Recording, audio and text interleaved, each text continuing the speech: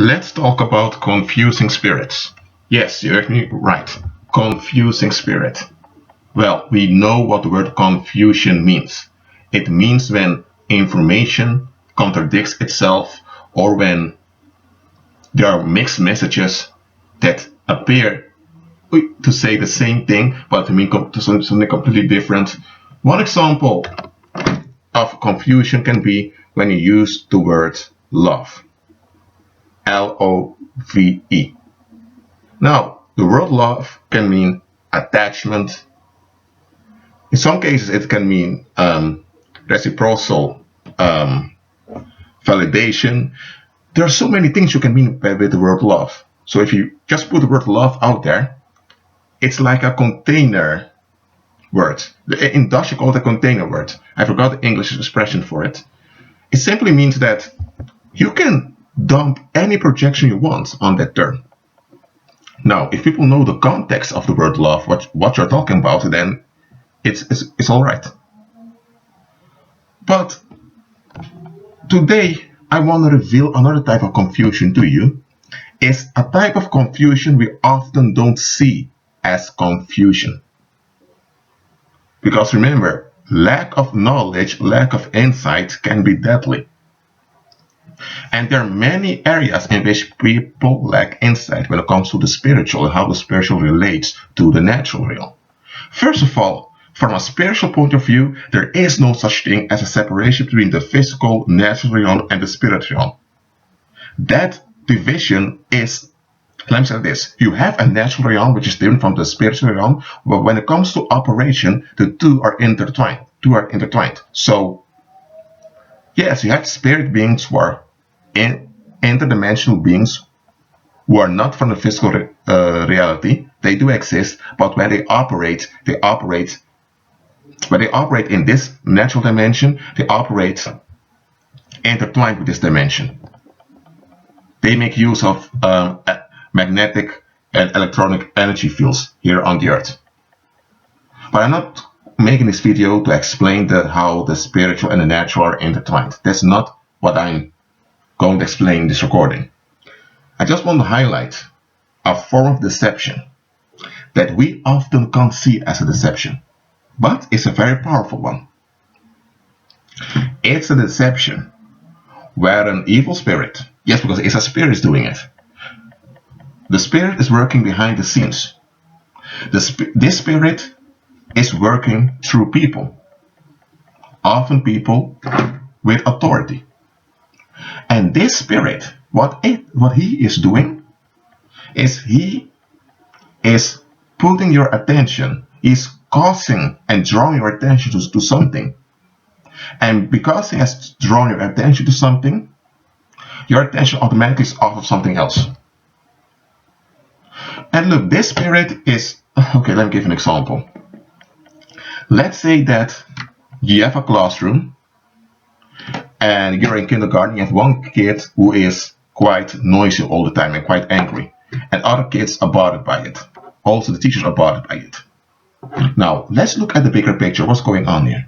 That child has one of the parents at home who doesn't have any intimacy boundaries, in the sense that he or she is, and let me say it like this, he is sexually harassing the kid.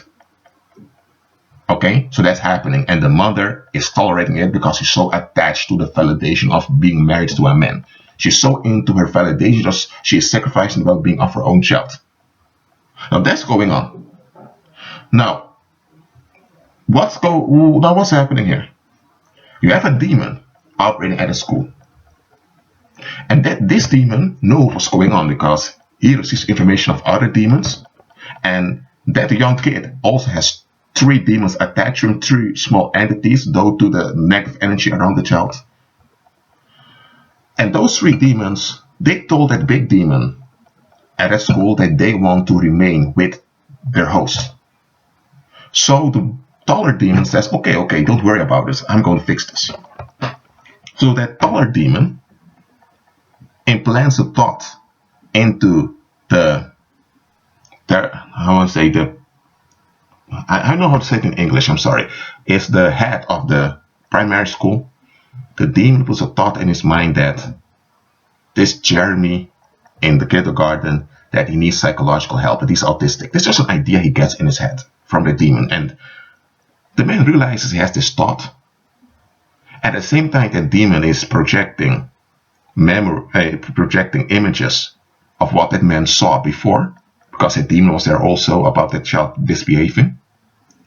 And the demon even projects the thought that he's doing the right thing by helping the kid. And indeed, if a kid is in need, you do the right thing to help the kid. That's completely true. But what's going on now? The head of the kindergarten, I don't want to say the president of the kindergarten, anyway, the rector is now calling for a child psychologist. The child psychologist, who don't know anything that's happening in the paranormal, hears about the misbehavior of the child and comes, and Jeremy has to go to the child psychologist for a few times, and he's diagnosed with ADHD and a small form of autism. That's his medical record. Now, what has happened here? That child psychologist didn't do anything wrong. She had no evil intention. She really wanted to help Jeremy because she learned her job to help children, and she really wanted to do it. That head of the kindergarten, he didn't do any wrong either from his side. His motivations were pure. Nevertheless, that head of the kindergarten, he has been deceived and used by a confusing spirit, because now everyone is focused on the symptoms that are going on with Jeremy. And the symptoms are identified in the medical world as ADHD and as a form of autism. So the medical record is correct because they're looking at symptoms. So now Jeremy is receiving medication and he needs to go on therapy once in a while, and it works. The symptoms, the sex abuse after a while stops, because now the father is after some other woman. He's after his wife is not aware of it.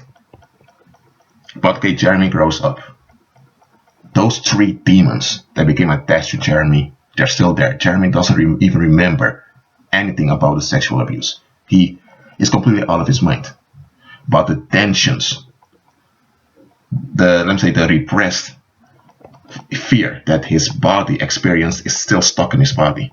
And it's this repressed fear in the body, this repressed tension that keeps his energy field open for those demons to feed off of him.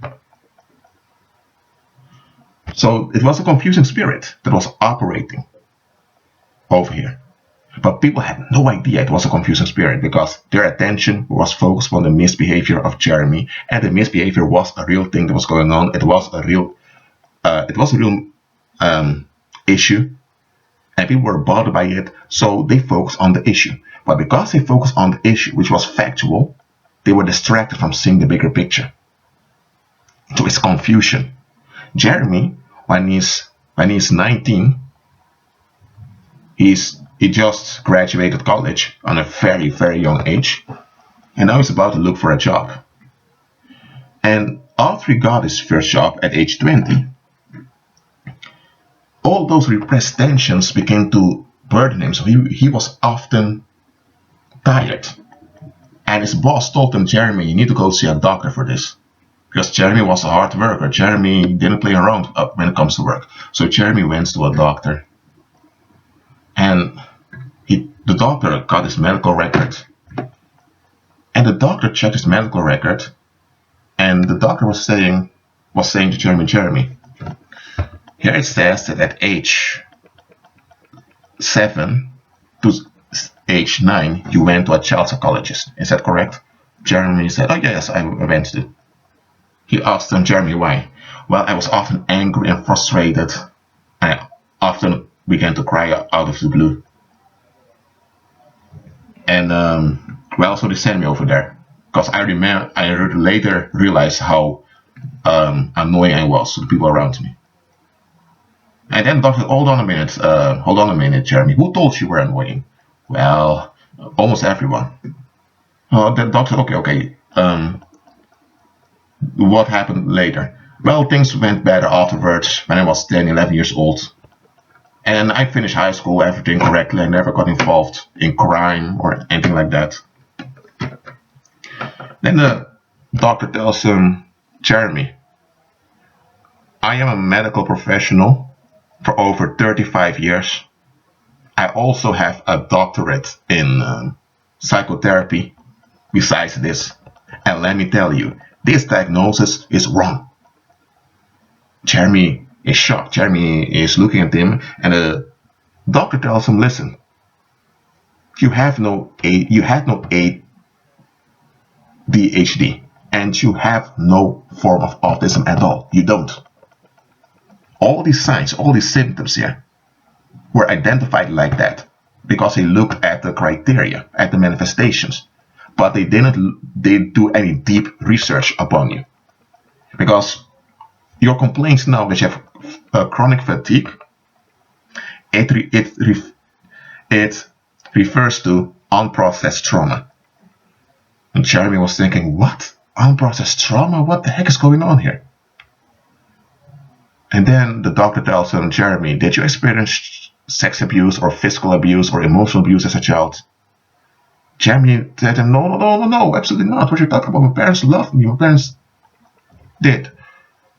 But Jeremy, the doctor said, you just told me that people used to call you, everyone calls you annoying. You said everyone. Well, yeah, Jeremy said, I did say it. Well, the doctor said, Jeremy, you need to wake up from this fantasy. You are suffering from unprocessed trauma of things that happened early in your life that should have never taken place. I don't know exactly what happened, but you need to fix this. I mean, you can't really fix it, but you need to deal with this. You need to process this. And Jeremy was a bit upset, but Jeremy trusted the doctor because he had 35 years of experience. So Jeremy went to a psychotherapist for a while. After 3 weeks, they still couldn't figure out what's going on. Here's the thing, there were demons over there, and those demons were causing a lot of migraines to Jeremy anytime he tried to remember what happened, because the demons didn't want to lose their their host. Then one day, Jeremy wanted to see a hypnotist, something to hypnotize him, because Jeremy was thinking this chronic fatigue is, and the hypnotist hypnotized him and gets access to his deep memory. And it's during this deep memory that all the tensions were released that were locked up in Jeremy's body. And when the hypnosis was over, Jeremy realized he was crying, he was sweating, and Jeremy remembered everything. So after that session, Jeremy didn't have any chronic fatigue anymore. So what really happened there? Those 3 demons, they became frightened because they realized that Jeremy wanted to seek help. So those demons, they approached that other tall demon in the past that helped him out. They approached him again. That demon was still hanging around that kindergarten. And the demon said, the tall demon said, okay, I'm going to help you out one more time. So what happened? Jeremy was referred to a hypnotist by one of his close friends, who also had opened doors to demon spirits by that tall demon. So that confusion spirit suggested Jeremy to see a hypnotist. And Jeremy, because Jeremy really wanted to seek help, Jeremy thought about it. Jeremy thought, what do I have to lose? And he went to the hypnotist, and the symptoms were completely gone. And I'm saying that the tensions were released from his body. So the trauma was taken away, literally. So you may think, well, there's a solution, problem solved. Not exactly. Those 3 demons are now gone from Jeremy because they have no tension anymore that they can use to attach himself to Jeremy. But Jeremy still has a lot of thinking patterns that aren't correct. Those are not thinking patterns that are caused by the child abuse. Those are thinking patterns that come from the culture he grew up in. So those 3 demons had to go. Instead, that tall demon invited 5 other entities to hang out in the energy field of Jeremy. So what has happened here? A confusing spirit. Sorry, I didn't prepare this recording and make this potentially. Forgive me if I don't speak fluently, but okay. That confusing spirit, he has confused Jeremy. Now, first he has confused people at kindergarten. Then he confused his boss. That confusing spirit has confused many people, because that demon caused people to focus on one thing only. And because the people lost perspective, they couldn't see the bigger picture. They couldn't even, if they would have looked at the bigger picture, they could have noticed things that they now didn't notice because they were so narrowed. They were so narrowed down in their view. You can narrow down in your view if you want to research something in depth. There's nothing wrong with that. But when you lose perspective without you realizing you've lost perspective, that's dangerous. That's very dangerous.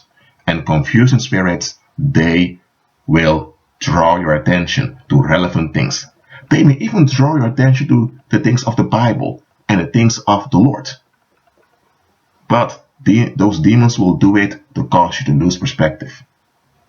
You can lose perspective while studying the Word. You know that?